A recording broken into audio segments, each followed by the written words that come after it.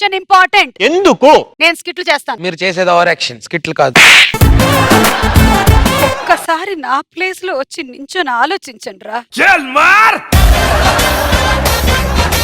అప్పుడు మీరు చిత్తలారికి యాంకరింగ్ చేస్తున్నప్పుడు Shut up.